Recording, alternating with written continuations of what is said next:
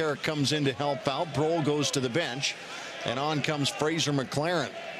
Carrick on a pushing it around. Finally, it shakes loose out of the feet, and back out it comes.